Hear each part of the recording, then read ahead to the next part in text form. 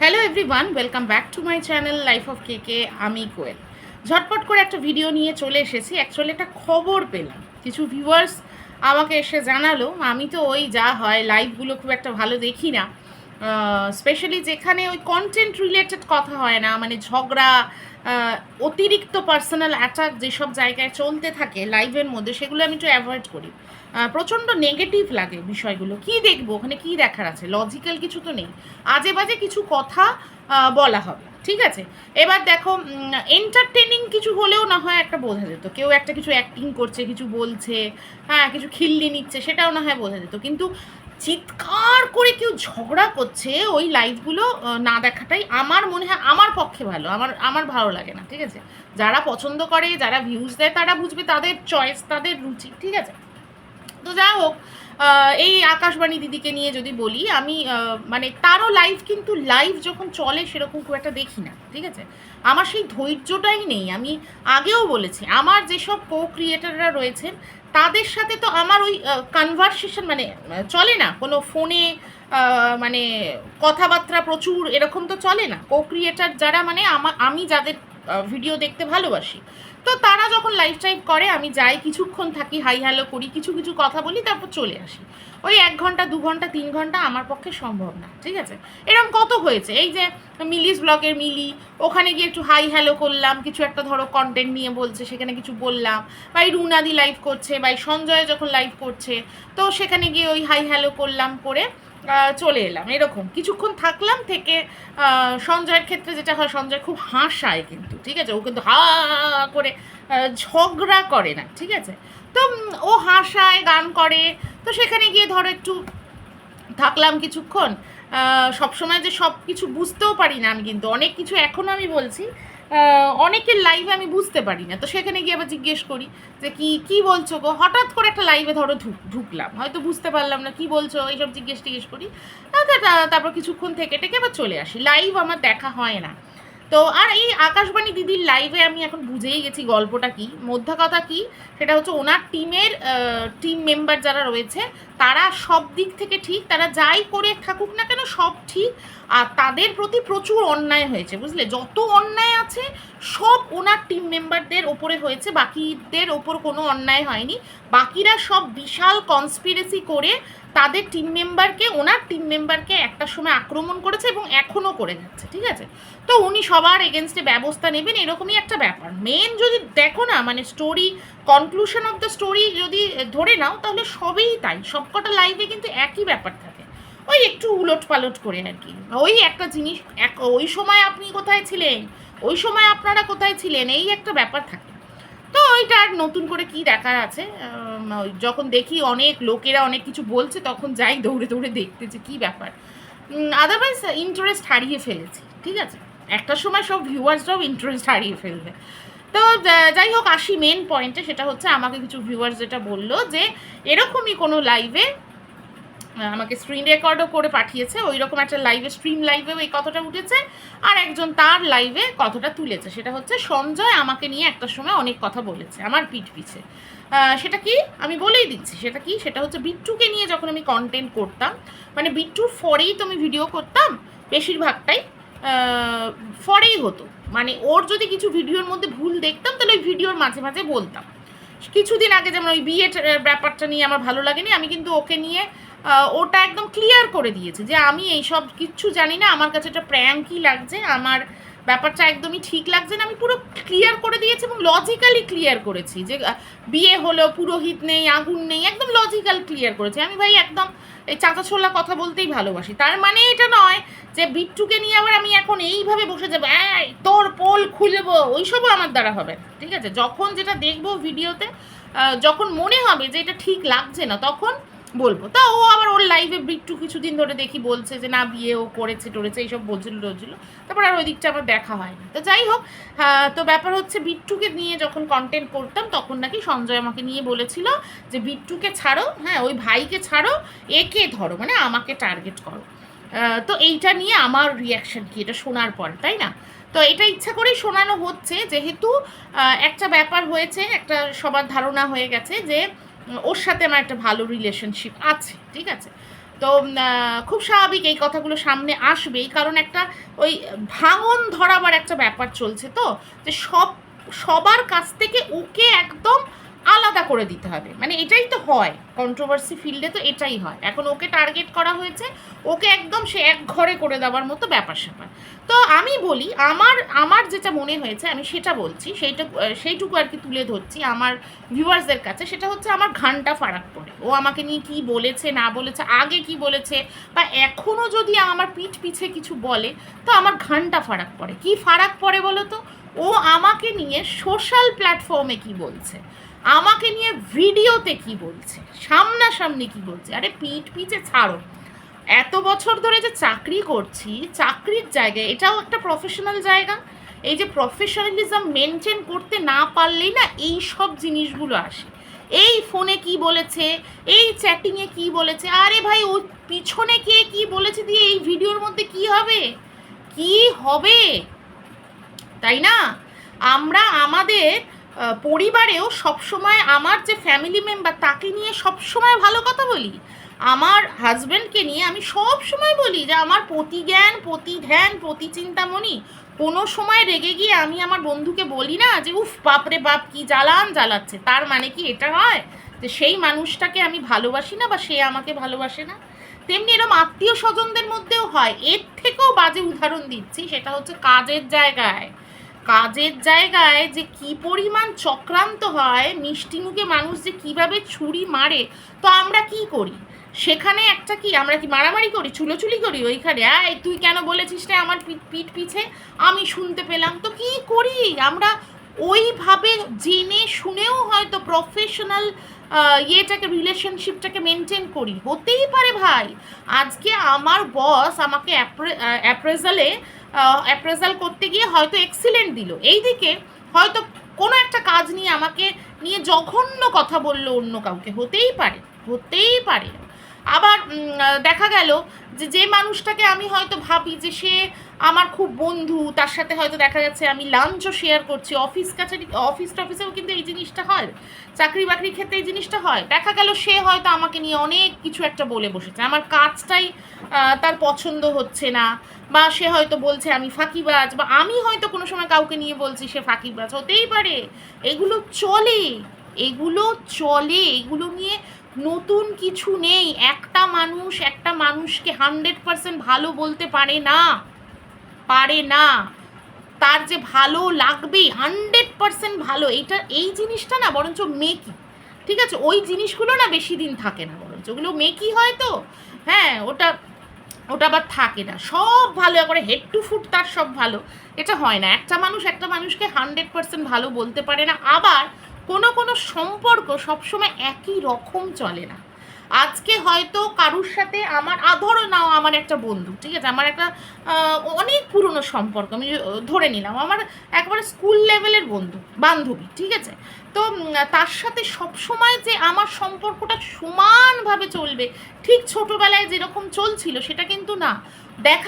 এরকম হতেই পারে যে আমার কোনো কিছু ওর ভালো লাগলো না, ও হয়তো আরেকজন কাউকে বললো, আর একটা স্কুল ফ্রেন্ডকে বললো, বা আমারও তার অনেক কিছু ভালো লাগলো না, আমি হয়তো আমার বাড়িতে বললাম, হতেই পারে। মানে এটা না একটু স্পোর্টিংলি নিতে হবে। এবার অনেকে বলবে কন্ট্রোভার্সি ফিল্ডে এটা হয় না, এগুলো কনস্পিরেসি। আরে ভাই, যদি কনস্পিরেসিই হয় তাহলে কনস্পিরেসিটা তো একটা মানুষ একা করেনি, ঠিক আছে? কনস্পিরেসি কখনো একা করেনি, আর একাই যদি করতো তাহলে তার তো আর কাউকে জানাবার খুব একটা প্রয়োজন হতো না, তাই না? সে তো একাই করতো, তাহলে তার তো একার ব্যাপার, একার চ্যানেল, একার রাজত্ব, একাই সব কিছু করতো, তাহলে সে জানালো কেন, আর কেউ শুনলো কেন, তাই না? এরকম তো নয় যে কনভারসেশনগুলো মোটামুটি আমরা শুনতে পাচ্ছি, সেখানে এরকম কিন্তু নয় যে একটা মানুষ বলে যাচ্ছে আর উল্টো দিকের মানুষটা প্রোটেস্ট করছে যে এইটা কিন্তু আপনি ঠিক করেননি, ওটা কিন্তু আপনি ঠিক করেননি, তাই না? এগুলো না সত্যি কথা বলবো খুব চাইল্ডিশ লাগে, বিশ্বাস করো, খুব চাইল্ডিশ লাগে। মনে হয় কি 3-4 বাচ্চা বোধ হয়, 3-4 পড়াকালীন বোধহয় আমরা এরকমই করতাম। আজকে একটা ছোট্ট কথা বলি, আমার না এটা বাচ্চাবেলার গল্প না, এটা বেশ আমি 11-12 যখন পড়ি তখন আমার দুই বন্ধু ছিল, চৈতালি আর মণিদীপা, ঠিক আছে? মণিদীপার সাথে আমার সম্পর্কটা এখনও ভালো রয়েছে, কারণ ওর সম্পর্ক ভালো রাখতে জানে। আর চৈতালি যার কথা বলছি তার সাথে আর সম্পর্কটা নেই, ঠিক আছে? আমারও নেই, মণিদীপারও নেই, এবং আরও অনেকেরই নেই। স্কুলের মানে 11-12 পড়ার সময়টা আরও অনেকেরই নেই। কারণটা কি বলতো? ওর এই নেচারটা, ও মানে নিজের মতো করে চালানোর চেষ্টা করে। ওই মণিদীপা, চৈতালি, আমরা তিনজন বন্ধু ছিলাম, তিনজন একসাথে কোচিংয়ে টোচিংয়ে পড়তে যেতাম, কিন্তু মণিদীপা চৈতালি ছিল ক্লোজ ফ্রেন্ড, ঠিক আছে? বেস্ট ফ্রেন্ড বলতে পারো। এবার ব্যাপার হচ্ছে মণিদীপার সাথে চৈতালির ঝামেলা হলো। ঝামেলা হতে কি হলো বলো তো? ওর সাথে কেন আমার সম্পর্কটা নষ্ট হলো? ও আমাকে কন্ট্রোল করবার চেষ্টা করলো, ঠিক আছে? যে আমিও ওর সাথে সম্পর্ক রাখতে পারবো না, মানে মণিদীপার সাথে, যেটা কিন্তু হবার নয়। আমার সাথে তো তার কোনো ঝামেলা হয়নি, তাহলে আমি কেন রাখতে পারবো না ব্যাপার, তাই না? আমার সাথে তো কোনো ঝামেলা হয়নি। তো এইরকম নেচার অনেকের অনেক কিছু থাকে। তো ওয়াইটিতে এই জিনিসটাই চলছে, মানে মানে যাকে দেখতে নারী তার চলন ব্যাখ্যা। এবার ওকে দেখতে পাচ্ছে না অনেকে, মানে অনেক কিছুই তো করা হলো ওর এগেনস্টে, কেস কাচারি হেন তেন, তারপরেও যখন ওকে মানে মুখ বন্ধ করানো যাচ্ছে না অনেক কিছুতে, সেক্ষেত্রে এখন ওই জিনিসটা একটা করা হয়েছে, এটা চাইল্ডিশ। হ্যাঁ, বেআইনি তো বটেই। যারা কিনা আইনি কথা বলে তারাই কিন্তু বেআইনি কাজ করছে, এবং কাজ করতে সহযোগিতা প্রদান করছে। সবচেয়ে খারাপ লাগার ব্যাপার সেটা হচ্ছে কারুর সাথে কারুর কনভারসেশন চলছে, একটা দুটো রেকর্ডিং, এটা বোঝা যায় না। যারা এটাকে নিয়ে কোনো মানে কনক্লুড করে নিচ্ছ না, তারা মানে ভুল, তারা ভুল। কারণ তার আগে পরে অনেক কিছু থাকতে পারে। যে মানুষটাকে নিয়ে আজকে বলা হচ্ছে সেই মানুষটাকে তো ছাড় দেওয়া হয়নি যে তোমার কাছে কি আছে তুমিও সেগুলো লিক করো, সেটা তো করা হয়নি। তাহলে তার মুখটাকে বন্ধ করে কিছু কিছু ভয়েস রেকর্ডিং ছাড়া হচ্ছে, তাহলে কি মানে, কি মানে, তাই না? এটার তো কোনো মানে নেই।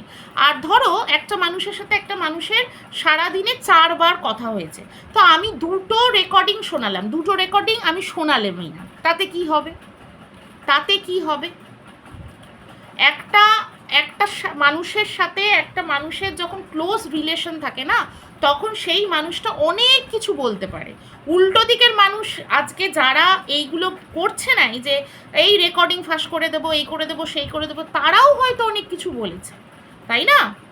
আজকে সঞ্জয় যে জিনিসগুলো একটা সময় যে প্রোটেস্ট করেছে, এর হয়ে প্রোটেস্ট, ওর হয়ে প্রোটেস্ট, তার হয়ে প্রোটেস্ট, তখন তো অনেকেই ইনভলভ হয়ে সেগুলোতে হাততালি দিয়েছে। তাহলে আজকে ও শুধু খারাপ কেন? ও ও মানুষকে ম্যানুপুলেট করেছে, মানে মানুষকে মানে ব্রেনটাকে একেবারে ওয়াশ করে দিয়েছে। তো এইরকম মানুষজন হলে তো খুব মুশকিল যে কন্ট্রোভার্সি ফিল্ডে এসে যে কেউ যখন তখন ব্রেন ওয়াশ করে দেয় না। কখনো সঞ্জয় করে, কখনো ওই দিদি করে, জাস্ট দিদি করে, কখনো চুনো পুটি XYZ সবাই ব্রেন ওয়াশ করে দেয়।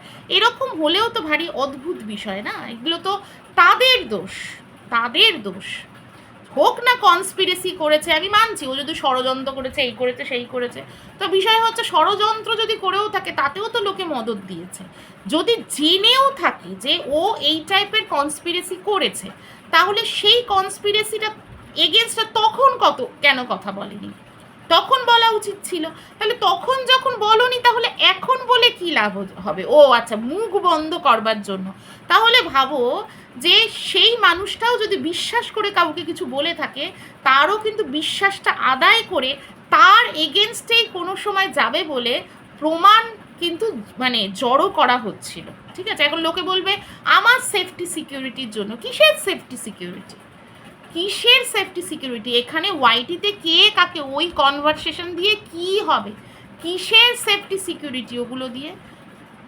কোর্ট কেস যখন হবে, মামলা যখন হবে, তখন পরপর পরপর পরপর সব আসবে। ওইভাবে একটা দুটো তিনটে চারটে পাঁচটা 10টা ধরে নিলাম আমি, ভয়েস রেকর্ডিং ছেড়েই কি সব কিছু হয়? হয় না। তাহলে ওরও যেগুলো আছে সেইগুলোও তো আসবে, তাই না? তো এগুলো আমার কাছে, আমি যদি বলো আমার ব্যক্তিগত মতামত যদি ধরো, তাহলে আমার কাছে খুব সিলি ম্যাটার, বিশ্বাস করো। খুব বাচ্চা বাচ্চা একটা ব্যাপার, ভীষণ বাচ্চা বাচ্চা ব্যাপার না? আর আর কি বলবো বলো, হাসি পায়, বিশ্বাস করো হাসি পায়। মানে ওই ওয়াইটিতে এই জিনিসটা একটা চলে, যখন যাকে টার্গেট করা হয় তখন তাকে ওই একঘরে করে দেওয়ার একটা চেষ্টা করা হয়। এখন ও খারাপ। একটা জিনিস আমি যেটা ফিল করলাম যে এটা খুব সুন্দরভাবে নিপুণভাবে করা হয়েছে, জানি না কটা মানুষের চোখ পড়েছে। আজকে রুনাদি একটা ভিডিও করেছে, সেখানে গিয়ে আমি কমেন্ট করেছি যে একটা সাংঘাতিক রাজনীতি খেলা হলো, সেই রাজনীতিটার হাওয়াটা মানে সুন্দরভাবে বইল এবং কেউ কেউ সেই হাওয়াটা গায়েও মেখে নিল। তার মধ্যে শু আছে, কারণ এখানে তিনটে এস মানে কন্ট্রোভার্সি ক্রিয়েটার, তিনজন এস লিড করবে কন্ট্রোভার্সি জোনটাকে, এরকম একটা ব্যাপার ছিল। তা দুজন এসকে তো সরানোর চেষ্টা করাই হচ্ছে। একজন এসকে তো ওই কেস কাচারি হেন তেন দিয়ে অনেক মানে রেস্ট্রিকশন দিয়ে দেওয়া হয়েছে। আর একজন এসকেও মানে জানোই শুকেও টার্গেট করা হয়েছে সরিয়ে দেওয়ার জন্য, কারণ এই যে এস আছে মানে কিমা দিদি, সে একা রাজত্ব করবে। মাঠ একেবারে ফাঁকা, কোনো বিরোধী পক্ষই নেই, একাই খেলবে পুরো, খালি গোলের পরে গোল। ওনার ওই টিম মেম্বার নিয়ে উনি একাই গোল দিয়ে যাবেন। এরকমও খেলতে লোকে ভালোবাসে, হ্যাঁ, ফাঁকা মাঠে গোল দেবে। তো যাই হোক, তো সেখানে একটা জিনিস হয়েছিল, এই রিসেন্ট হয়েছিল, সেটা হচ্ছে কিছু কিছু ভুল ভাল মন্তব্য নিয়ে, এই সমাজসেবিকা দিদির কিছু ভুল মন্তব্য নিয়ে সবাই এই দল টল মানে সব দল মানে যদি ধরে নিই এখানে দল দল দল দল আছে, সব দল কিন্তু একজোট হয়ে গিয়ে প্রোটেস্ট করছিল। সেই জায়গাটা কিন্তু একটু ভেঙে গেল, মানে ছত্রভঙ্গ করা হলো। কিভাবে না, এই যে ভয়েস ভয়েস ভয়েস ভয়েস, এটা কিন্তু খুব মানে ট্যাক্টফুলি করা হয়েছে। একটা রাজনীতি বলতে পারো, একটা চেঁচামেচি ওই হট্টগোল করে সবার চোখটাকে অন্যদিকে সরিয়ে দেওয়ার। আর এই শু আর হার্ট যদি একসাথে হতো তাহলে কিন্তু অনেক সমস্যাই হতো। তো সেখান থেকে ওই শুও ওইটা খেয়ে গেল কালকে, মানে ওই ব্যাপারটা ওর গায়ে অনেক জ্বালা ছিল, সেই জ্বালাটাকে মেটালো আর কি, একটা ভিডিও নামিয়ে দিল। তো আমি এটা একদম মানে ঠিকভাবে নিইনি, হঠাৎ করে ওই রকম একটা ভিডিও নামিয়ে দেওয়া, যেখানে এখন প্রোটেস্ট কিন্তু করা উচিত ছিল সবার একসাথে অন্য কিছুর এগেনস্টে, ঠিক আছে। কিছুদিন আগে পারমিতাকে নিয়ে যে স্টেটমেন্টটা দিয়েছিলেন, পরে উনি বললেন যে আমি অ্যাজামশনের বেসিসে বলেছি, কিন্তু অ্যাজামশনের বেসিসে প্রথম দিন কিন্তু উনি বলেননি। প্রথম দিন কিন্তু উনি একটা ক্লিয়ার কাট স্টেটমেন্ট দিয়েছিলেন। তো সেটার এগেনস্টেও প্রোটেস্ট হচ্ছিল। তো সেই জায়গাটা একটা ছত্রভঙ্গ করবার চেষ্টা করা হলো। এটা একটা রাজনীতি, সবার চোখটা সরে গেল। এখন সবাই ওই সঞ্জয় কবে কাকে কি বলেছে, হ্যাঁ, যেগুলো অলরেডি অন ক্যামেরাতেই চলে এসেছে, হ্যাঁ, যেগুলো হয়েছে সেগুলো এখন অফ ক্যামেরায় কাকে কি বলেছে বলে আর কোনো লাভ আছে? এই জিনিসগুলো তো অন ক্যামেরাতেই অনেক কিছু চলে এসছে, তার অফ ক্যামেরায় কি বলেছে দিয়ে কী হবে, কি হবে আমি বুঝে পাই না। আচ্ছা, ভিডিওতে কি বোঝা যায় না যে একসাথে দলবদ্ধভাবে অনেক কিছু একটা প্ল্যান করা হয়েছিল একটা সময়? এটাই তো দেখলে বোঝা যায়, তাই না? একটা দল যখন আছে, একটা টিম যখন আছে, ঠিক এখন যেমন এই সঞ্জয়ের বিরুদ্ধে বা সঞ্জয়কে সাপোর্ট করে যারা ভিডিও নামাচ্ছে, হ্যাঁ, তাদের এগেনস্টেও কি কনস্পিরেসি হচ্ছে না? তাদের এগেনস্টেও কি আলোচনা হয় না? হয়তো এখন ওইখান থেকে যদি কেউ বেরিয়ে এসে এখন আবার সে বলতে বসবে যে ওইখানে কিন্তু কনস্পিরেসি হয়েছিল, যেরকম ওই সুজাতা দিয়ে এখন করছে, ঠিক আছে, এই রকম ষড়যন্ত্র হয়, এই রকম ভেতরের সেও খবর নিয়ে ভিডিও করতে বসে যাচ্ছে। তো এটাই তো হয়। তো এখানে সঞ্জয়ের ক্ষেত্রে আর নতুন কি? আর আমাকে নিয়ে কে কি বলেছে অফ ক্যামেরা আমার কিচ্ছু এসে যায় না। আমি প্রফেশনাল জায়গাটাকে প্রফেশনাল হিসাবে মেনটেন করতে জানি। হ্যাঁ, এটা নয় যে আমি হার্টলেস, আমার ইমোশন নেই, আমার ইমোশন যথেষ্ট আছে, কিন্তু আমি ব্যালেন্স করতে জানি, ঠিক আছে, খুব ভালোভাবে ব্যালেন্স করতে জানি।